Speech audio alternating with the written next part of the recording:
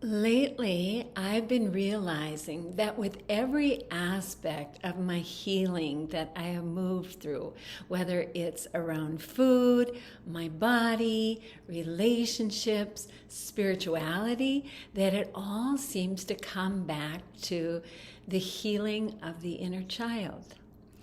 And I believe that we all are born into this world with this innate expectancy to be loved unconditionally, to be seen and cared for, protected, and welcomed exactly as we are.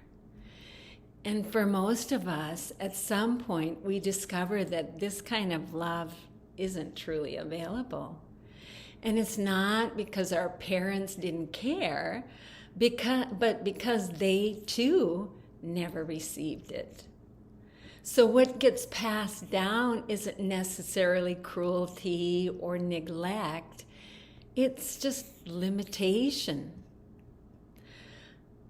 A kind of love that does its best, but it doesn't know how to be unconditional. And when we're very young, we don't interpret this as, I realize my parents, didn't get what they needed. We interpret it as something about me isn't quite right. And so we adapt. We learn to be good, to be quiet, pleasing, strong, whatever it takes to stay connected to those that we depend on for love and safety. And so the inner child healing isn't about going back and fixing the past, but it's about recognizing that the unconditional love that we were looking for back then is something that we can learn to give ourselves now. It means staying present with ourselves in the moments that we would normally leave ourselves.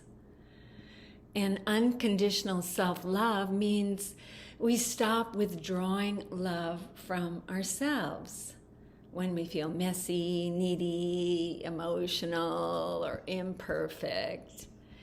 And something really beautiful happens when we do this.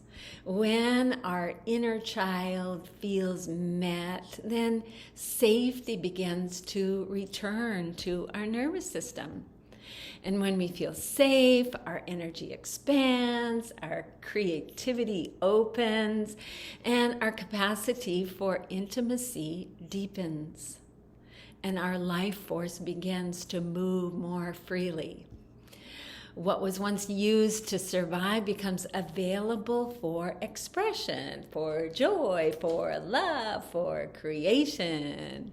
Like I notice when I notice the urge to reach for food or distract myself or push through when I'm tired or just feel frustrated and not sure, what to do, instead of judging that, then I pause and I check in with myself.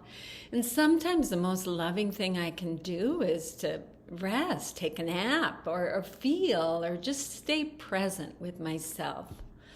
A lot of my inner child healing happens through the body. I just feel into my body and feel what's there, not to try to fix it, but just to be with it. And then I'm learning to let my body know that it's safe to feel, it's safe to need, it's safe to soften. And the more consistently that I can show up with kindness and curiosity, the more the inner child begins to trust. And this trust changes everything. And as I practice this, I notice that my energy changes. When I meet myself with gentleness instead of pressure, there's something in me that just relaxes, and my life force begins to move more freely. And that's where movement and creativity and even pleasure start to arise naturally.